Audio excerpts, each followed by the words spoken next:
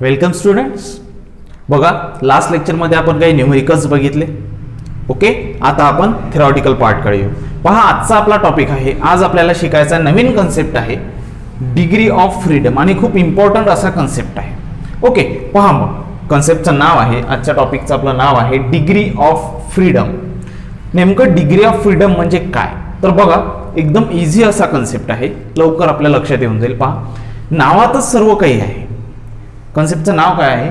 Degree of freedom. बघा, freedom हा word, freedom is well known to us. Freedom म्हणजे काय? फ्रीडम म्हणजे स्वातंत्र्य, बरोबर आहे ना? फ्रीडम म्हणजे काय म्हणतो आपण? स्वातंत्र्य. मग इथं फ्रीडम आहे म्हणजेच स्वातंत्र्य आहे, परंतु कशाचं स्वातंत्र्य आहे की ज्याला आपण डिग्री ऑफ फ्रीडम असं म्हणतो?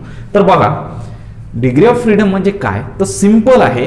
सपोज जर का मी एखादा ॲटम कन्सिडर केला किंवा एखादा मॉलिक्यूल कन्सिडर केला, तर तो ॲटम किंवा तो मॉलिक्यूल किती नंबर ऑफ वेजनी मूव्ह होऊ शकतो, किती नंबर ऑफ वेजनी मूव्ह होऊ शकतो, त्या नंबर ऑफ वेजला, त्या ॲटमच्या त्या नंबर ऑफ वेजला म्हटलं जातं त्या ॲटमची किंवा त्या मॉलिक्यूलची डिग्री ऑफ फ्रीडम. त्या ॲटमची किंवा त्या मॉलिक्यूलची डिग्री ऑफ फ्रीडम ही झाली एक डेफिनेशन. म्हणजे सिंपल जर का उदाहरण सांगायचं झालं, सपोज एक व्यक्ती आहे, एका व्यक्तीला 4 रस्त्यांनी जाण्याची मुभा आहे. म्हणजे त्याला किती रस्त्यांनी तो जाऊ शकतो? 4 रस्त्यांनी जाऊ शकतो. त्याच्याकडे 4 रस्ते अवेलेबल आहेत. आणि आणखी एक दुसरा व्यक्ती आहे, तो फक्त 2च रस्त्यांनी जाऊ शकतो. त्याच्यासमोर फक्त 2च रस्ते आहेत, बरोबर आहे? मग यावरनं आपण काय ठरवू? One person who having 4 ways to move. एक व्यक्ती आहे की ज्याला किती वे आहेत मूव्ह होण्यासाठी? 4 वे आहेत. म्हणून मग त्याची डिग्री ऑफ फ्रीडम किती झाली? 4 झाली. परंतु दुसरा जो व्यक्ती आहे त्याच्याकडे फक्त 2च रस्ते आहेत. म्हणजे तो जाऊन जास्तीत जास्त किती रस्त्यांनी जाईल? 2 रस्त्यांनी जाईल. म्हणून मग त्याची जी डिग्री ऑफ फ्रीडम आहे ती डिग्री ऑफ फ्रीडम किती असेल? 2 असेल. हाच कन्सेप्ट आहे डिग्री ऑफ फ्रीडम. एकदम इझी आहे. म्हणजे इथं जर का आपण कन्सिडर केलं एक ॲटम, सपोज हा माझ्या हातात एक ॲटम कन्सिडर केलेला आहे मी. हा ॲटम किती वेने जाऊ शकतो? तर ह्या ॲटमला डिस्क्राईब करण्यासाठी आपण वेज बघतो. ॲक्च्युअलमध्ये आपण किती एक्सिस घेतो? 3 एक्सिस, बरोबर आहे? एक्स एक्सिस, वाय एक्सिस आणि झेड एक्सिस. हा सिंगल ॲटम माझ्या हातात मी कन्सिडर केला आहे. सपोज हा ॲटम एक्स एक्सिसनी पण मूव्ह होऊ शकतो, राईट? वाय एक्सिसनी पण मूव्ह होऊ शकतो, राईट? आणि झेड एक्सिसनी पण मूव्ह होऊ शकतो.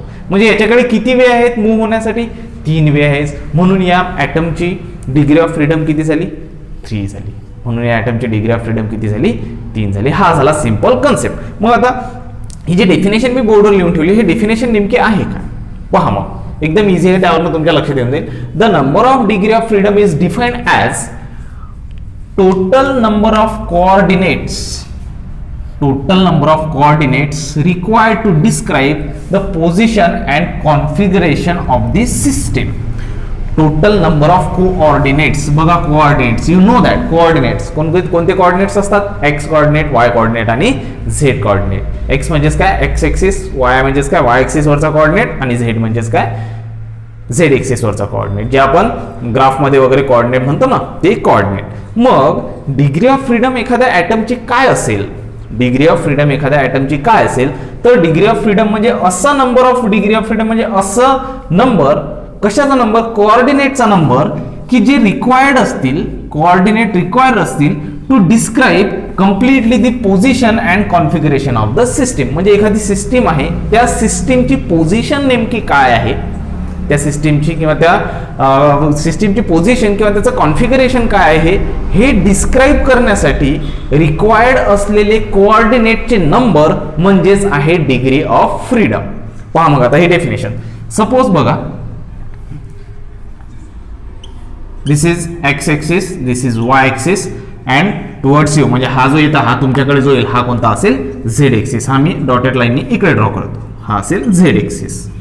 ओके, मग सपोज करा इथे एक सिस्टीम आहे. सिस्टीम म्हणजे सांगितलं तुम्हाला, एकापेक्षा जास्त म्हटलं तरी सिस्टीम किंवा एक सिंगल ॲटम जर का कन्सिडर केला, ठीक आहे, हा एक सिंगल ॲटम आहे. ओके, मग या सिंगल ॲटमची पोझिशन जर का तुम्हाला दाखवायची असेल, या सिंगल ॲटमची पोझिशन जर का तुम्हाला सांगायची असेल, तर या सिंगल ॲटमची पोझिशन सांगण्यासाठी तुम्हाला किती कोऑर्डिनेट्स रिक्वायर्ड आहेत? तुम्हाला किती कोऑर्डिनेटची गरज आहे?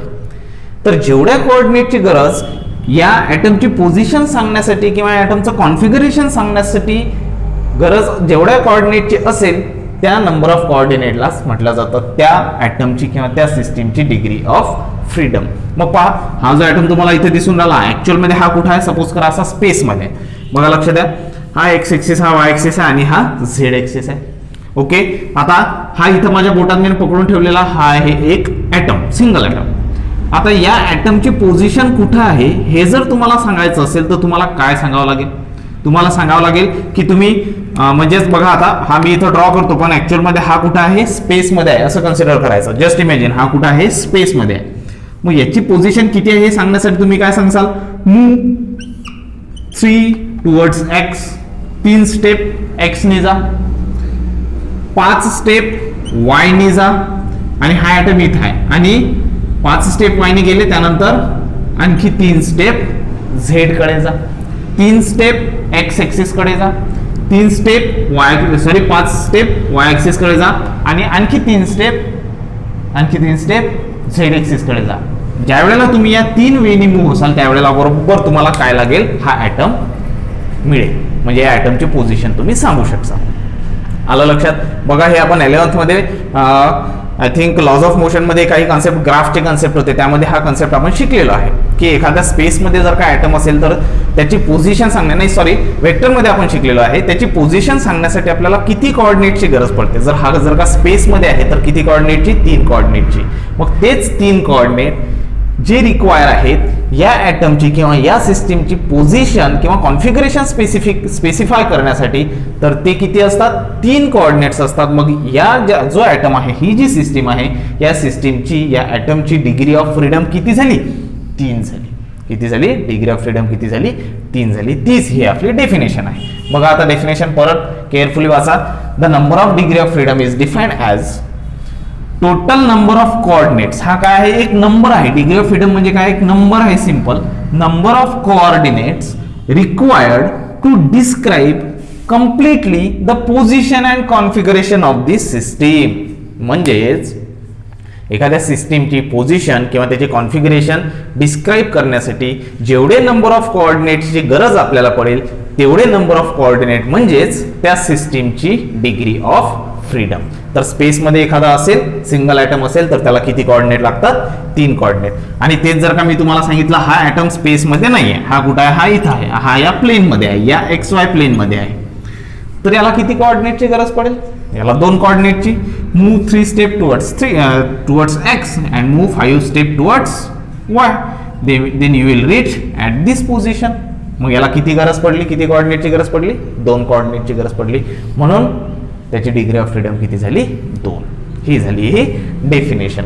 मग कोऑर्डिनेटची गरज पडली आहे, कोऑर्डिनेट्स 3 कोऑर्डिनेट्स आहेत, म्हणजेच काय रे, तर तो 3 वेनी मूव्ह होऊ शकतो, म्हणून त्याचे किती कोऑर्डिनेट, 3 कोऑर्डिनेट. जर 2 वेनी मूव्ह होऊ शकत असेल तर त्याचे किती कोऑर्डिनेट, 2 कोऑर्डिनेट. आणि त्यालाच म्हटलं जातं डिग्री ऑफ फ्रीडम. म्हणजे तुम्ही याला जर का सिंपल लँग्वेज मध्ये जर का म्हणसाल तर the number of ways by which atom can move, by which atom or molecules can move, that number of ways is called as degree of freedom. असंही तुम्ही त्याला डिफाईन करू शकता.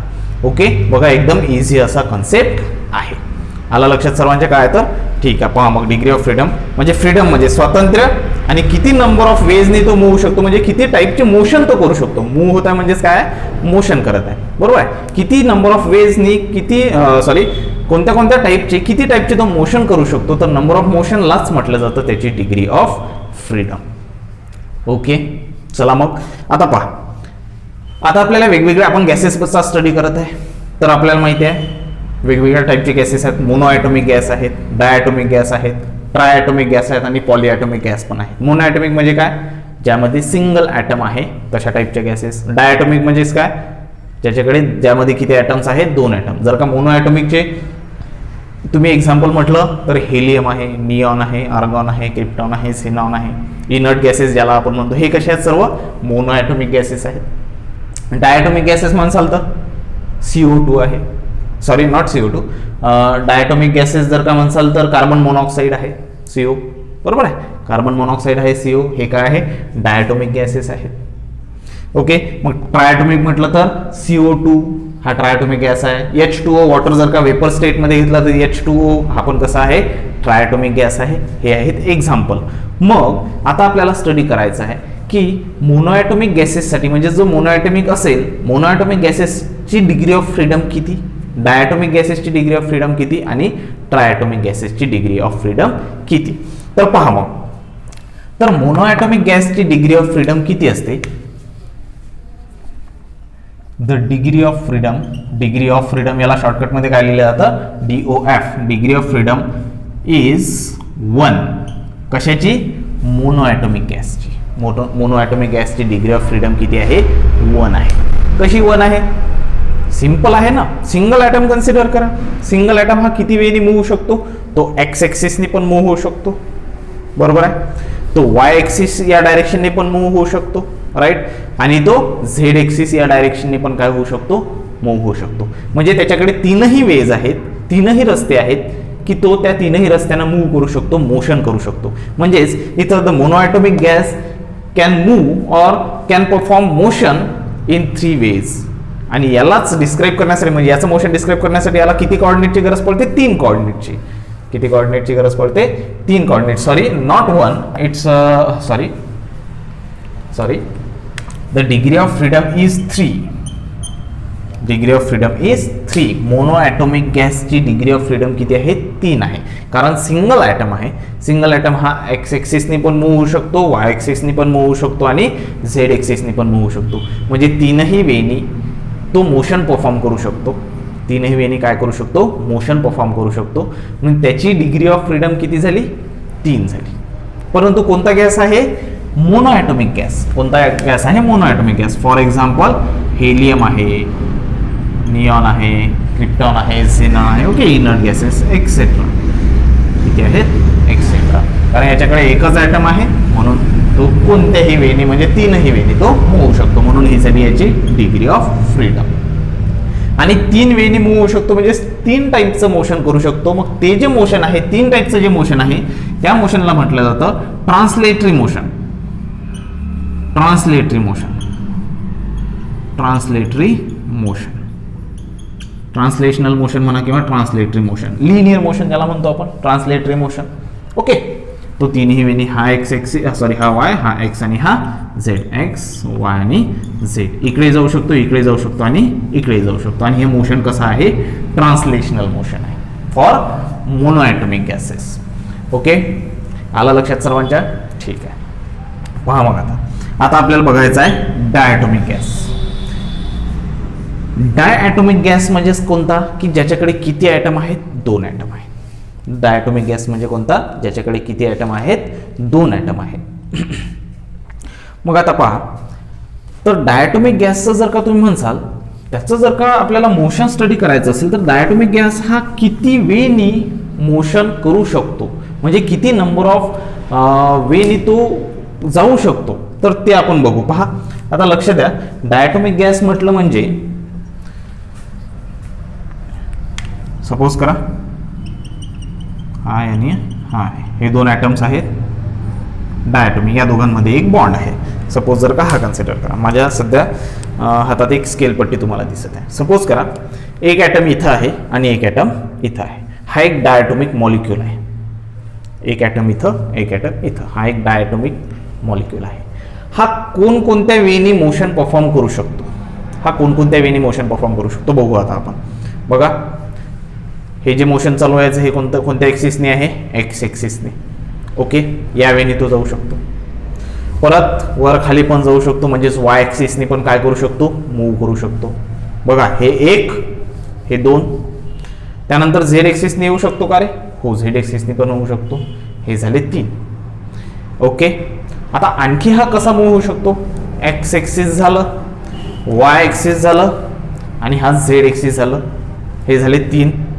आणखी कोणत्या वेनी तो मूव्ह होऊ शकतो का, त्याचं मोशन करू शकतो का, तर पहा, it can move in another way also. बघा, हा एक ॲटम इथं आहे, एक ॲटम इथं आहे.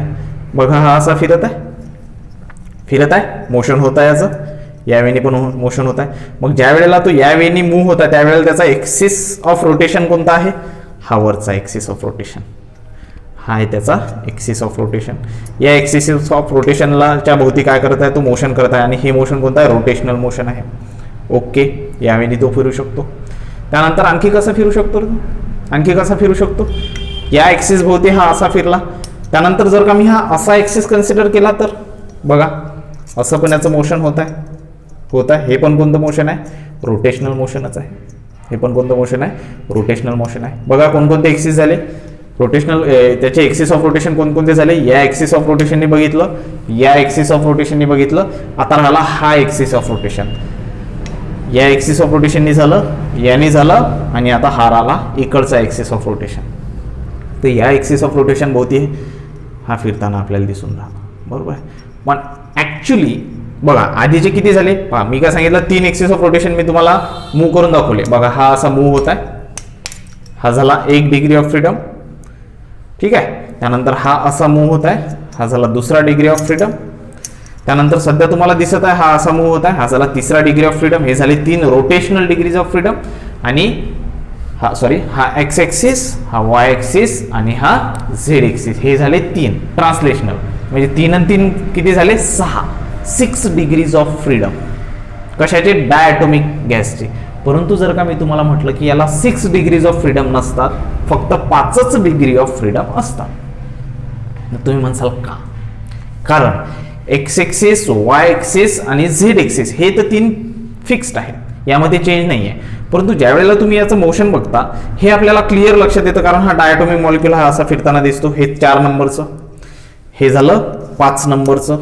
परंतु हे जे 6 नंबरचं जे तुम्ही पाहून राहिले हे रोटेशन सध्या तर तुम्हाला दिसत आहे, कारण हा स्केल पट्टी खूप मोठी आहे, हा डायटोमिक मॉलिक्यूलची साईज खूप मोठी आहे. हा एक ॲटम इथं आहे, एक ॲटम इथं आहे आणि यामध्ये हे असं बॉन्ड आहे आणि हा असा सध्या असा फिरताना तुम्हाला दिसून राहिला, कारण हे मोठे साईजमध्ये आहे. परंतु तुम्ही कन्सिडर करा मॉलिक्यूल आहे 2 ॲटम पासून बनलेला आहे की जो आपल्याला डोळ्यानेही दिसत नाही, मग त्यामधनं एकदम फाईन आहे, एकदम फाईन असा एक इथं आहे आणि एक इथं, आणि तो जर का फिरताना म्हटलं असं तर दिसेल का? आता सध्या हे दिसत आहे, ठीक आहे. यापेक्षाही जर का मी हे घेतलं, हा पेन आहे बघा, दिसून राहिलं का फिरताना? आपल्याला दिसायला येतं का? नाही. ॲक्च्युअल मध्ये ते फिरत आहे पण आपल्याला दिसायला येतं का? नाही. मग ही जी डिग्री ऑफ फ्रीडम आहे ही आपण कन्सिडर करू का? नाही. तर यामध्ये ही डिग्री ऑफ फ्रीडम कन्सिडर केल्या जाणार नाही. मग डायटोमिक मॉलिक्यूलला टोटल किती डिग्री ऑफ फ्रीडम झाल्या तर डायटोमिक गॅसेसच्या टोटल डिग्रीज ऑफ फ्रीडम असतात 5. It has 5 degrees of freedom. 5 degrees of freedom. कोणते मॉलिक्यूल किंवा कोणते gases? Diatomic gases. It has 5 degrees of freedom. It has 5 degrees of freedom. आणि 5 degree of freedom कसे मी सध्या सांगितले तुम्हाला? 1, 2, 3 हे झाले लिनियर डिग्रीज ऑफ फ्रीडम. 4 हा झाला 4, ओके. त्यानंतर हा झाला 5 आणि हा जो होता तो आपण कन्सिडर केलेला नाही. म्हणजेच किती झाले टोटल? 5 डिग्रीज ऑफ फ्रीडम झाले. टोटल किती झाले? 5 डिग्रीज ऑफ फ्रीडम. आलं लक्षात सर्वांच्या? मग ओके, पहा मग डायटोमिक गॅसेससाठी किती डिग्री ऑफ फ्रीडम झाले? 5. म्हणजे 5 टाईपचे मोशन हा डायटोमिक गॅस करू शकतो. मग यामधले 3 कोणते आणि 2 कोणते? तर हे जे 3 आहेत म्हणजेच 3 translatory motion and 2 rotational motion. Rotatory motion म्हणा, रोटेशनल मोशन. याला तुम्ही असं म्हणू शकता 3 translational degrees of freedom and 2 rotational degrees of freedom. Total किती आहेत? 5 डिग्रीज ऑफ फ्रीडम. टोटल किती आहेत? 5 डिग्रीज ऑफ फ्रीडम. कोणते मॉलिक्युल्स किंवा कोणते गॅसेस? Diatomic gases. आलं लक्षात सर्वांच्या? मग हे झालं डायटोमिक गॅसेस. ओके, पहा एकदम इझी असा कन्सेप्ट आहे. काहीच नाही, फक्त आपण काय करून राहिलो, कोणता मॉलिक्यूल सिंगल ॲटॉमिक असेल तर तो किती वेनी मूव्ह होऊ शकतो, डायटोमिक असेल तर किती वेनी मूव्ह होऊ शकतो, आणि जेवढ्या वेनी मूव्ह होत आहे, जेवढ्या वेचे मोशन, जेवढ्या टाईपचे तो मोशन करत आहे ते टाईपचे मोशन आपण काउंट केले आणि त्यालाच म्हटलं त्याची डिग्री ऑफ फ्रीडम. इथं 3 टाईपचे मोशन करत होता त्याला म्हटलं 3 डिग्रीज ऑफ फ्रीडम. इथं 5 टाईपचे मोशन करताना आपल्याला दिसला म्हणून याला म्हटलं 5 degrees of freedom for diatomic gases. Okay, ठीक आहे. चला बघा मग समोर आता नेक्स्ट आहे आपला ट्रायटोमिक गॅसेस. नेक्स्ट आहे ट्रायटॉमिक गॅसेस. तर पहा, आता मी जर का म्हटलं तुम्हाला ट्रायटॉमिक गॅसेससाठी, काही ट्रायटॉमिक गॅसेससाठी डिग्रीज ऑफ फ्रीडम हा 7 असतो, काही ट्रायटॉमिक गॅसेससाठी डिग्रीज ऑफ फ्रीडम हा 7 असतो आणि काही ट्रायटॉमिक गॅसेससाठी डिग्रीज ऑफ फ्रीडम हा 6 असतो. असं जर का मी तुम्हाला म्हटलं, बघा काय सांगतोय मी, काही ट्रायटॉमिक गॅसेससाठी डिग्रीज ऑफ फ्रीडम हा 7 आणि काही ट्रायटॉमिक गॅसेससाठी डिग्री ऑफ फ्रीडम हा 6 असतो. मग आता ही भानगड काय आहे, ही भानगड काय आहे? तर हे समजून घेण्यासाठी आपल्याला आणखी एक कन्सेप्ट आहे की तो थोडासा समजून घ्यावा लागेल. बघा काय म्हटलंय मी, ट्रायटॉमिक गॅसेस हे 2 टाईपचे असतात, लिनियर आणि नॉन लिनियर. बघा काय म्हणतोय मी, ट्रायटॉमिक गॅसेस हे 2 टाईपचे असतात, लिनियर आणि non linear. For linear gas and for non linear gas. बघा आता लिनियर गॅस काय आहे आणि नॉन लिनियर गॅस काय आहे. तर लिनियर गॅस जर का म्हटलं, ट्रायटॉमिक म्हणजे हे तुम्हाला माहिती आहे 3 ॲटम, मग 3 ॲटम असणारा सपोज जर का एखादा कन्सिडर करा CO2, कोणता आहे ट्रायटॉमिक गॅसचा जर का म्हटलं तुम्ही तर आहे हा CO2, 2 ऑक्सिजनचे ॲटम, 1 कार्बनचा ॲटम.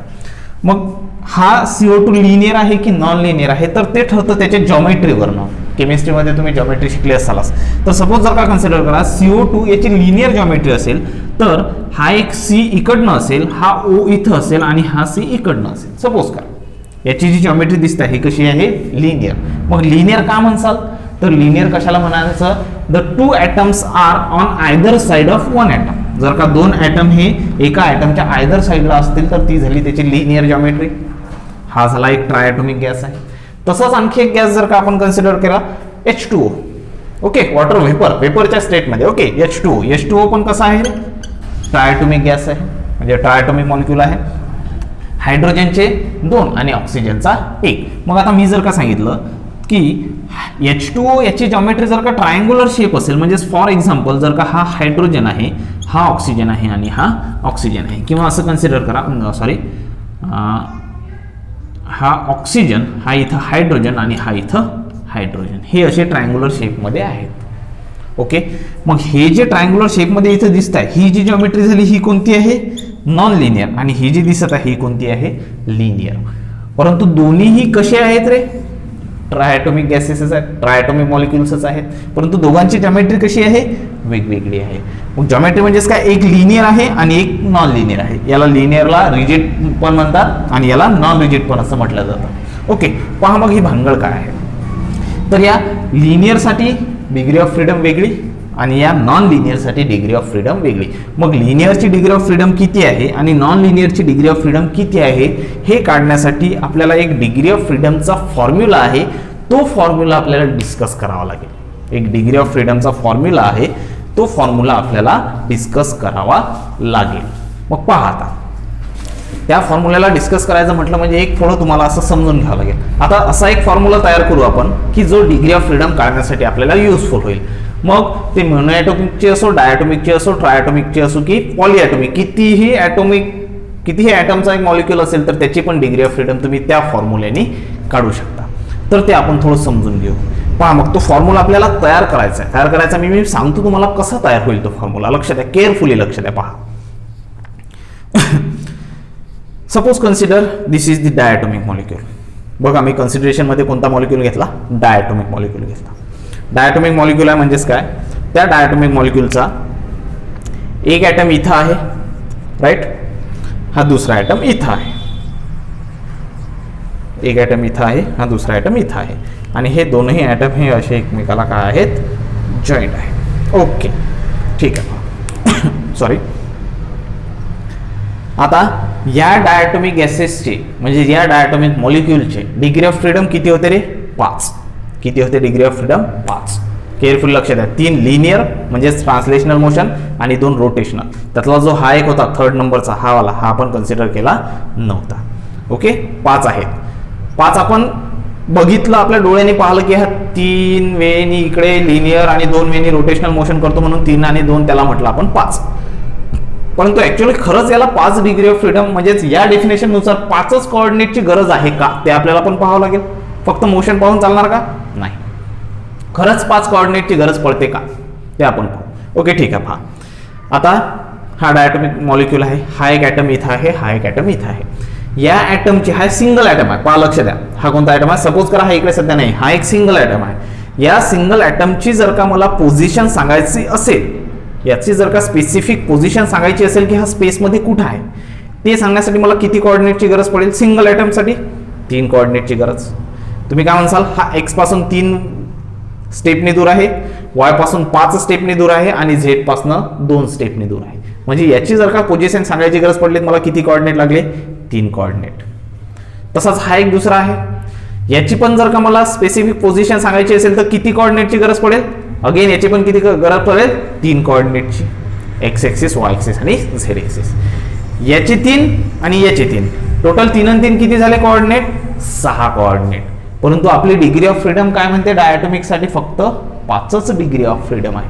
मग ही भानगड झाली कुठं? हे नेमकं झालं काय? हा 5 डिग्री ऑफ फ्रीडम आहे हे करेक्ट आहे. डिग्री ऑफ फ्रीडम डायटॉमिक मॉलिक्यूलला 5च असतात. परंतु सध्या आपण असं पाहून राहिलो की हा एक सिंगल ॲटम आहे, याचे 3 कोऑर्डिनेट, हा दुसरा सिंगल ॲटम आहे, याचे 3 कोऑर्डिनेट. 3 आणि 3 किती कोऑर्डिनेट झाले? 6 कोऑर्डिनेट झाले. म्हणून याची डिग्री ऑफ फ्रीडम किती असायला पाहिजे? 6 असायला पाहिजे. परंतु 6 आहे का? नाही आहे. किती आहे? 5 आहे. मग 6 का नाही आहे आणि 5 का आहे ते आपण बघू. आता पहा, लक्ष द्या. सध्या आता या एका सिंगल ॲटमचं मोशन कन्सिडर करा. ओके, हा या वेनी पण सध्या याला लक्ष द्या, याच्याकडे लक्ष द्या, याच्याकडे लक्ष देऊ नका, याच्याकडे लक्ष द्या. सध्या हा बघा एक या वेनी पण मूव्ह होऊ शकतो. सिंगल ॲटम आहे, सिंगल ॲटम या वेनी पण मूव्ह होऊ शकतो. एक्स एक्सिस या वेनी पण मूव्ह होऊ शकतो. वाय एक्सिस आणि या वेनी पण मूव्ह होऊ शकतो. Z axis. झाले याचे 3 झाले. आता याला कनेक्ट हा आहे, याला जॉईंट हा आहे. आता हा मॉलिक्यूल किती वेनी मूव्ह होऊ शकतो? हा मॉलिक्यूल किती वेनी मूव्ह होऊ शकतो? पहा, हा मॉलिक्यूल कोणत्या कोणत्या वेनी मूव्ह होऊ शकतो? सध्या हा कोणाकडे येत आहे? तुमच्याकडे येत आहे. म्हणजेच कोणत्या एक्सिसने? झेड एक्सिसकडे तुमच्याकडे येत आहे. म्हणजे हे झालं एक मोशन. परत हा मॉलिक्यूल आणखी मूव्ह होऊ शकत आहे. हे कोणतं झालं? X axis. आणि हा झाला सॉरी हा आहे वाय एक्सिस. या वरच्या डायरेक्शनने हा वाय एक्सिस आणि तुमच्याकडे आणि माझ्याकडे येत आहे हा झाला झेड एक्सिस. हा एक्स एक्सिसने मूव्ह होऊ शकत आहे का? पहा रे, हा एक्स एक्सिसने मूव्ह होऊ शकत आहे. बघा मी याला ओढायचा प्रयत्न करत आहे, एक्स एक्सिसने मूव्ह होत आहे का? नाही मूव्ह होत आहे. का? कारण तो याला जॉईंट आहे. कारण तो याला कसा आहे? जॉईंट आहे. एका बॉन्डनी तो अटॅच आहे. याला एका बॉन्डनी काय आहे? अटॅच आहे. म्हणजेच याचे हा तर 3 वेनी मूव्ह होऊ शकतो. हा सिंगल आहे, एका साईडचा कन्सिडर हा 3 वेनी मूव्ह होऊ शकतो. हा असाही जाऊ शकतो, हा असाही जाऊ शकतो आणि हा असाही जाऊ शकतो. हा 3 वेनी जाऊ शकतो. परंतु हा जो आहे हा तुमच्याकडे येऊ शकतो.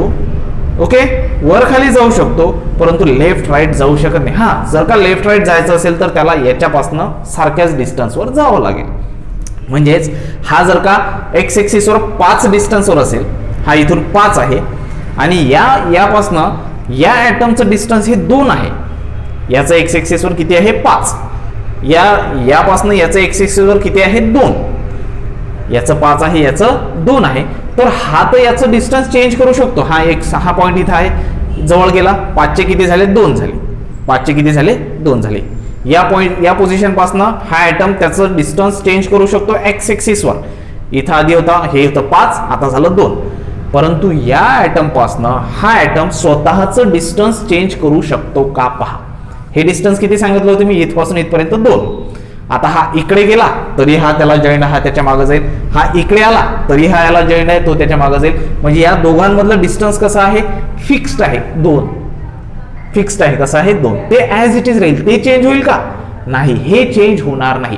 म्हणजेच याच्याकडे फ्रीडम आहे, एक्स एक्सिस वरचं डिस्टन्स चेंज करण्याची फ्रीडम याच्याकडे आहे. याच्याकडे स्वातंत्र्य आहे की तो एक्स एक्सिस वरचं डिस्टन्स चेंज करू शकतो. आधी 5 होतं, आता त्यांनी 1 केलं. परंतु याच्याकडे एक्स एक्सिस वरचं डिस्टन्स चेंज करण्याचं फ्रीडम नाही. त्याच्याकडे त्याचं स्वातंत्र्य नाही. ते डिस्टन्स फिक्स आहे. याच्यापासून याच्यापर्यंत डिस्टन्स फिक्स आहे 2. तो इकडे जा किंवा इकडे जा, हे डिस्टन्स कसं राहील? 2च राहील. म्हणजे याची ही जी डायरेक्शन आहे, ही जी लेफ्ट राईट वाली डायरेक्शन आहे, ही कशी झाली? बंधनकारक झाली, ही रिस्ट्रिक्टेड झाली. या वेनी तो चेंज करू शकत नाही. हा, परंतु या वेनी तो कितीही समोर येऊ शकतो, किती मागे जाऊ शकतो. हे डिस्टन्स तो स्वतः चेंज करू शकतो किंवा हे डिस्टन्स तो स्वतः चेंज करू शकतो. हे डिस्टन्स तो स्वतः चेंज करू शकतो. म्हणजेच याच्याकडे तर 3 वेज आहेत, म्हणजेच 3 कोऑर्डिनेट आहेत मूव्ह होण्यासाठी, परंतु याच्याकडे फक्त 2च वे आहेत, म्हणजे 2च कोऑर्डिनेट आहेत मूव्ह होण्यासाठी. मग आता याचे 3 आणि याचे 2 किती झाले टोटल 5 आणि डिग्री ऑफ फ्रीडम किती आहे 5. कारण ही जी तिसरी होती त्यातली या एका ॲटमची ही जी डिस्टन्स चेंज करण्याची ही जी म्हणजे याच्याकडे फ्रीडम होती, ही कशी आहे, रिस्ट्रिक्टेड आहे, तो त्या वेळी चेंज होऊ शकत नाही. म्हणजेच तो कसा आहे, रिस्ट्रिक्टेड आहे, तो बांधलेला आहे.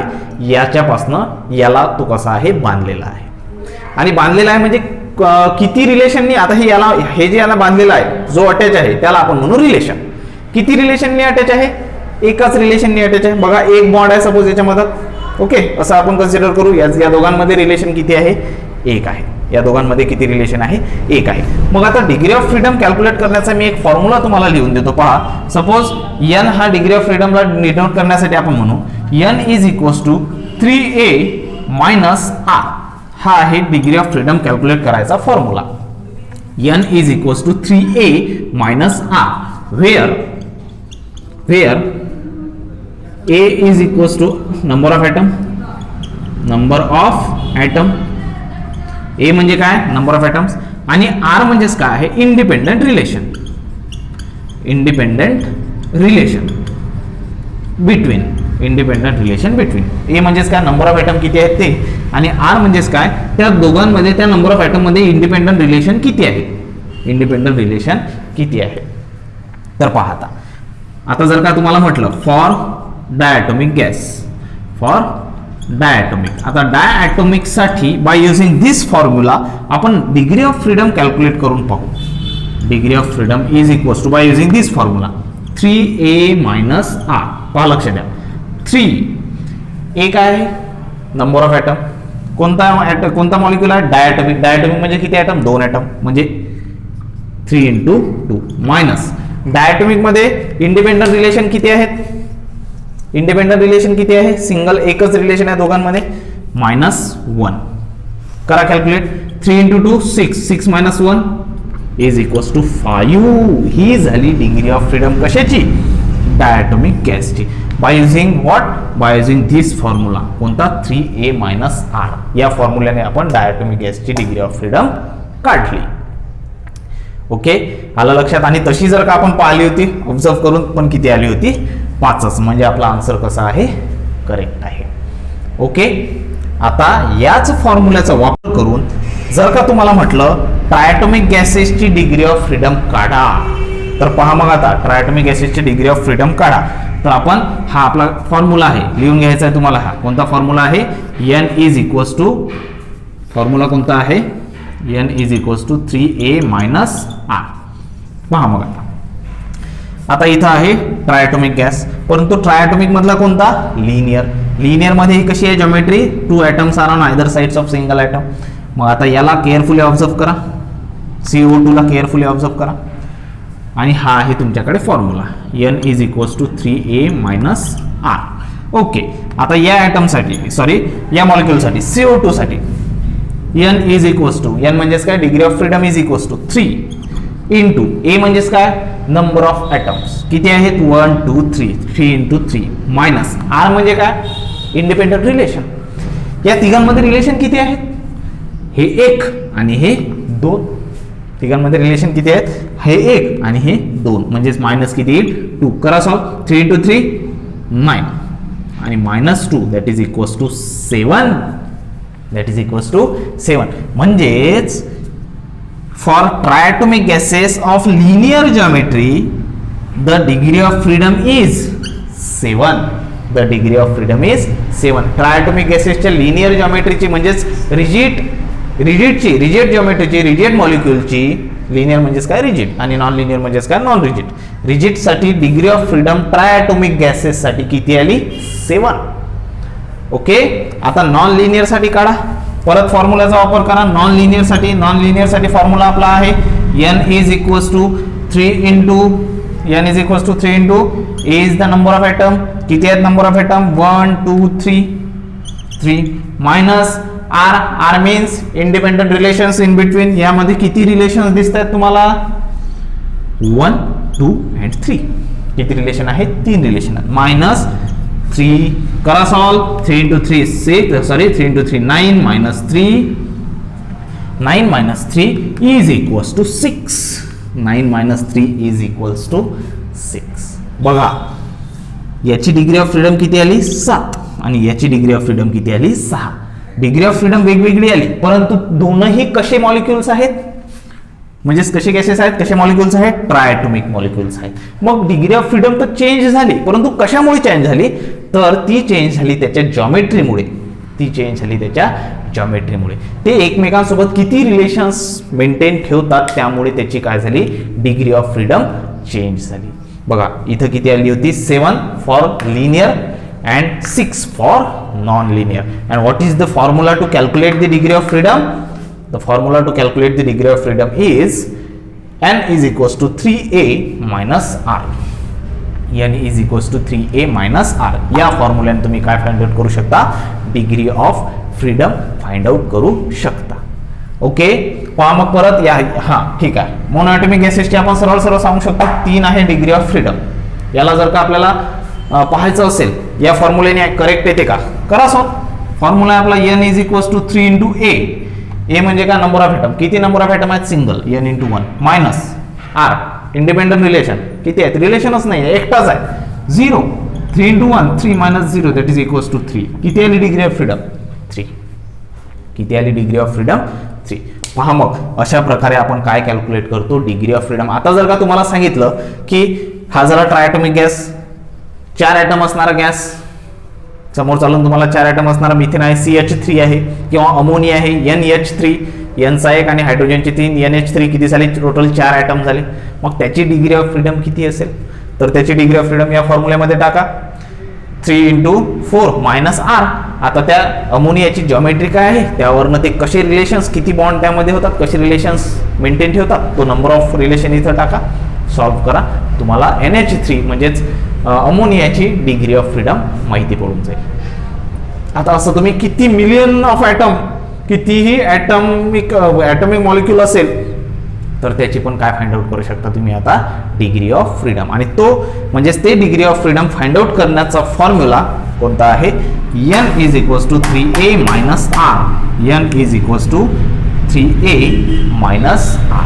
बघा एकदम इझी असा कन्सेप्ट आहे. So this is all about the degree of freedom.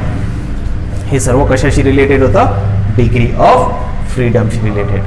Okay, पहा मग काय काय बघितलं आपण? डिग्री ऑफ फ्रीडमची definition, degree of freedom of monoatomic gases, then diatomic gases, then triatomic gases, and you can find out polyatomic gases, the degrees of freedom of polyatomic gases by using this formula. n is equals to 3a minus r. n is equals to 3a minus r. Okay, ठीक आहे. चला screenshot काढायचं, लिहून घ्यायचं. याच्या ज्या confirm पूर्ण notes आहेत वाटल्यास मी तुम्हाला फोटो काढून त्याचा ग्रुपवर शेअर करून देईन. ओके, पहा मग. हां, आणखी एक छोटासा असा टॉपिक आहे, त्याला म्हटलं जातं law of equipartition of energy. बघा छोटासा टॉपिक असा आहे law of equipartition of energy, की जो तुमच्या सिलेबसमधनं सध्या कट केला, जो आता कोरोनामुळे 25% सिलेबस रिड्यूस झाला आहे ना, त्या 25% मध्ये तो जो टॉपिक आहे law of equipartition of energy हा रिड्यूस केलेला आहे. परंतु तो खूप छोटासा कन्सेप्ट आहे आणि खूप इम्पॉर्टंट असा कन्सेप्ट आहे. कारण इम्पॉर्टंट एवढा कन्सेप्ट आहे की आय थिंक या वर्षीच्या नीटच्या एक्झाममध्ये त्यावर एक क्वेश्चन विचारला गेला होता. बघा, तर तो कन्सेप्ट आहे आपला law of equipartition of energy. एक शॉर्ट मध्ये आपण 2 मिनिटात तो बघून घेऊ. Law of equipartition of energy, partition of energy. बघा काय आहे law of equipartition of energy? Simple आहे, परत नावातच आहे, नावातच इक्विपार्टिशन. इक्विपार्टिशन म्हणजे इक्वल पार्टिशन करत आहे, इक्वल सेपरेशन. इक्विपार्टिशन म्हणजे काय? Equal separation. कशाचं? एनर्जीचं. इक्वल सेपरेशन आहे कशाचं? एनर्जीचं. म्हणजे तुमच्याकडे 10 जूल एनर्जी आहे. किती जूल एनर्जी आहे? 10 जूल एनर्जी आहे. तुम्हाला 4 वेनी जायचं आहे. किती वेनी जायचं आहे? 4 वेनी. 4 रस्ते तुमच्याकडे अवेलेबल आहेत आणि 10 जूल एनर्जी तुमच्याकडे आहे. तर ती जी एनर्जी आहे ही 10 वेसाठी इक्वल डिस्ट्रीब्यूट करायची. 10 वेसाठी काय करायची, sorry not 10 ways, 10 joule energy आणि 4 रस्ते, 10 जूल एनर्जी आणि 4 वेज. तर आता मला एक सांगा, 4 रस्ते आहेत, तर ही 10 जूल एनर्जी तुम्ही या 4 पैकी एकाच वेनी मूव्ह होण्यासाठी खर्च करसाल का? नाही. मग बाकीचे 3 वे तसेच राहून जातील, त्या 3 वेनी तुम्ही जाऊ शकणार नाही. त्यासाठी काय करायचं, काय करसाल तुम्ही, या 10 जूल एनर्जीला असं डिवाइड करायचं की ते 4ही रस्त्यांनी कशी जाईल, इक्वल इक्वल इक्वल इक्वल जाईल. त्यालाच म्हणायचं इक्विपार्टिशन ऑफ एनर्जी. इक्विपार्टिशन ऑफ एनर्जी म्हणजेच 4 वे आहेत, तर यापैकी 2.5 जूल एका रस्त्याने, 2.5 जूल दुसऱ्या रस्त्याने, 2.5 जूल तिसऱ्या रस्त्याने आणि 2.5 जूल चौथ्या रस्त्याने. टोटल पूर्णची जर का ऍडिशन करसाल तर टोटल किती होऊन जाईल, 10 जूल. 10 जूलला तुम्ही इक्वली 4ही वेनी काय केलं, डिस्ट्रीब्यूट केलं. तर हाच असा एक कन्सेप्ट आहे की इक्विपार्टिशन ऑफ एनर्जी, की जो मॅक्सवेलने सांगितला. मग मॅक्सवेलच्या म्हणण्यानुसार इक्विपार्टिशन ऑफ एनर्जी काय आहे, तर आपण या आधीच एक रिलेशन शिकलो. रिलेशन कोणतं, कायनेटिक एनर्जी पर मॉलिक्यूल. एक एक्सप्रेशन आपण बघितलं, kinetic energy per molecule E is equals to 3/2 kBT. E is equals to 3/2 kBT. हे आपण एक रिलेशन बघितलं, energy per molecule. Okay, energy per molecule 3/2 kBT. मग according to Maxwell in his equipartition of energy what he said that, त्यांनी काय म्हटलं की ही जी 3/2 kBT energy आहे, ही एनर्जी तो मॉलिक्यूल इक्वली डिस्ट्रीब्यूट करेल त्याच्या नंबर ऑफ वेजच्या, म्हणजे नंबर ऑफ वेजनी. म्हणजे जर का एक मॉलिक्यूल हा 3 वेनी मूव्ह होत असेल, एक मॉलिक्यूल हा 3 वेनी मूव्ह होत असेल, तर त्या 3ही वेनी तो मॉलिक्यूल ज्याच्याकडे 3/2 kBT एवढी एनर्जी आहे, या 3/2 kBT एवढ्या एनर्जीला तो कसा करेल, इक्वली डिस्ट्रीब्यूट करेल.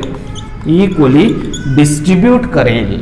सपोज त्याच्याकडे 3 असतील, 3 वेज असतील, तर या 3/2 ला तो 3 वेनी इक्वली डिस्ट्रीब्यूट करेल. मग जर का या 3/2 ला 3 तुकडे करसाल 3/2 चे, तर सरळ सरळ 3/2 चे 3 तुकडे जर म्हणसाल तर half kBT plus half kBT plus half kBT. Okay, हे झाले 3/2 kBT चे 3 तुकडे. म्हणजे एका वेनी जाण्यासाठी हाफ kBT एवढी एनर्जी, दुसऱ्या वेनी जाण्यासाठी हाफ kBT आणि तिसऱ्या वेनी जाण्यासाठी हाफ kBT एवढी एनर्जी तो मॉलिक्यूल यूज करेल. This is the law of equipartition of energy. आणि आता जर का याचं जर का तुम्हाला स्टेटमेंट जर का सांगायचं झालं असेल तर केअरफुली ऑब्झर्व करा. ही जी एवढी एनर्जी आहे 3/2 kBT हा तो इक्वली डिस्ट्रीब्यूट करत आहे. कशावर इक्वली डिस्ट्रीब्यूट करत आहे, तर नंबर ऑफ वेजनी, की त्या वेनी तो मोशन करू शकतो. आणि the number of ways in which atom can move, त्या नंबर ऑफ वेजलाच आपण काय म्हटलं होतं, तर त्यालाच आपण म्हटलं होतं डिग्री ऑफ फ्रीडम. त्यालाच आपण काय म्हटलं होतं, डिग्री ऑफ फ्रीडम. म्हणजे सरळ सरळ according to Maxwell in his equipartition of energy what he said that the molecule equally distributes its energy among all the degrees of freedom it has. Among all the degrees of freedom it has. म्हणजे simple, एखाद्या molecule कडे किती degree of freedom आहे, तर जेवढे number of degree of freedom असेल तेवढ्या number of degree of freedom वरती तो त्याच्याकडे असणारी एनर्जी काय करेल, इक्वली डिस्ट्रीब्यूट करून टाकेल. त्याच्याकडे इक्वली डिस्ट्रीब्यूट करून टाकेल. Okay, this is the law of equipartition of energy. आणि जर का तुम्ही मोनो ॲटॉमिक गॅससाठी म्हणसाल तर मोनो ॲटॉमिक गॅससाठी किती असतात, मोनो ॲटॉमिक गॅससाठी 3 डिग्री ऑफ फ्रीडम आहेत. मग त्याच्याकडे किती एनर्जी आहे, 3/2 kBT एनर्जी आहे. आणि 3ही वेनी, हे कोणतं आहे, ट्रान्सलेशनल मोशन. ट्रान्सलेशनल मोशन आहे. ट्रान्सलेशनल मोशन आहे. ट्रान्सलेशनल मोशन आहे म्हणजेच कोणती एनर्जी आहे, ट्रान्सलेटरी एनर्जी. म्हणजेच काय, हाफ टाइम्स mvx² असेल प्लस हाफ टाइम्स mvy² असेल प्लस हाफ टाइम्स mvz² असेल. कारण त्याच्याकडे कायनेटिक एनर्जी आहे, ट्रान्सलेशनल एनर्जी x एक्सिस कडे mvx², mvy² आणि mz². हे झालं मोनो ॲटॉमिक साठी. आणि तेच जर का तुम्हाला आता डायॲटॉमिक साठी विचारलं तर डायॲटॉमिक मध्ये हे 3 तर आहेतच, ट्रान्सलेशनल तर आहेतच, परंतु त्यामध्ये 2 रोटेशनल ऍड होतात. मग रोटेशनल काय आहे, half times I ω², half times I ω² हा आय वाय येईल plus half times I omega Z square. हा half times I omega Z square. आठवा, रोटेशनल डायनामिक्स मध्ये हा फॉर्म्युला आपण शिकलोय. काय आहे? Rotational kinetic energy half times I omega square. बरोबर आहे. मग हा कोणत्या एक्सिस भोवती मूव्ह होऊ शकते? वाय एक्सिस भोवती मूव्ह होऊ शकत होता, झेड एक्सिस भोवती मूव्ह होऊ शकत होता, परंतु एक्स एक्सिस भोवती तो मूव्ह होऊ शकत नव्हता. ओके, तर हे झाले 3 आणि हे झाले 2. हे कशासाठी? 3 आणि 2 हे 5. हे झाले डायटोमिक साठी, हे झाले डायटोमिक साठी. आणि फक्त हे 3 कोणासाठी? मोनो ॲटोमिक साठी. फक्त हे 3 कोणासाठी? मोनो ॲटोमिक साठी. ओके, तर हे अशा प्रकारे त्याची एनर्जी काय होईल? डिस्ट्रीब्यूट होईल. म्हणजेच 3/2 केबीटी मोनो ॲटोमिक साठी या 3 मध्येच डिस्ट्रीब्यूट होईल, परंतु नंतर हेच 3/2 केबीटी डायटोमिक मॉलिक्यूल साठी या 5 मध्ये इक्वली डिस्ट्रीब्यूट होईल. आलं लक्षात? आणि इन ऍडिशन टू दिस याच्यामध्ये आणखी एक ऍडिशनल अशी की ज्याला म्हटलं जातं व्हायब्रेशनल एनर्जी, ज्याला म्हटलं जातं व्हायब्रेशनल एनर्जी, की ते ऍड होते. फॉर एक्झाम्पल जर काही कार्बन मोनॉक्साईड CO हा गॅस जर का घेतला तर एका मॉडरेट टेम्परेचरवर त्यामध्ये आणखी एक एनर्जी येते, आणखी एका वेगळ्या वेने तो मूव्ह करू शकतो. तर तो वेगळा मोशन कोणता आहे? Vibrational motion. एक आहे ट्रान्सलेशनल मोशन, लिनियर मोशन, एक आहे रोटेशनल मोशन, आणि आणखी एक तिसऱ्या टाईपचं मोशन की ज्याला आपण ऑसिलेटरी मोशन म्हणतो किंवा व्हायब्रेशनल मोशन म्हणतो. तर तिथं जर का ते व्हायब्रेशनल मोशन किंवा ऑसिलेटरी मोशन ऍड झालं तर आणखी त्यामध्ये ऍड होऊन जाईल. त्यामध्ये ती जी एनर्जी असेल ती कोणती असेल? व्हायब्रेशनल एनर्जी किंवा oscillatory energy. Okay, vibrational energy किंवा ऑसिलेटरी एनर्जी. ठीक आहे, आलं लक्षात? हा, आणि यामध्ये आपल्याला खूप इम्पॉर्टंट असं आहे. मग हे झालं 3 वर हे हाफ हाफ हाफ केबीटी, याचा मिनिंग 1 वर किती? Half times KBT. म्हणजेच एक सेंटेन्स आपल्याला नोट करायचं आहे की half kBT is the amount of energy which is in a single degree of freedom. एका सिंगल डिग्री ऑफ फ्रीडम साठी किती एनर्जीची गरज पडते आपल्याला? तर हाफ केबीटी एवढ्या एनर्जीची गरज पडते. ओके, आलं लक्षात सर्वांच्या काय आहे? So this is all about the degrees of freedom. हे सर्व कशाच्या संदर्भात आहे? डिग्रीज ऑफ फ्रीडमच्या संदर्भात. ओके, पहा मग सर्व लिहून घ्यायचं आणि याचे नोट्स मी तुम्हाला ग्रुपवर शेअर करेल. ओके, तर आज थांबू आपण इथं. आजच्यासाठी सफिशियंट आहे एवढं. नेक्स्ट टॉपिक बघू आपण नेक्स्ट लेक्चरमध्ये. ओके, ठीक आहे. तर मग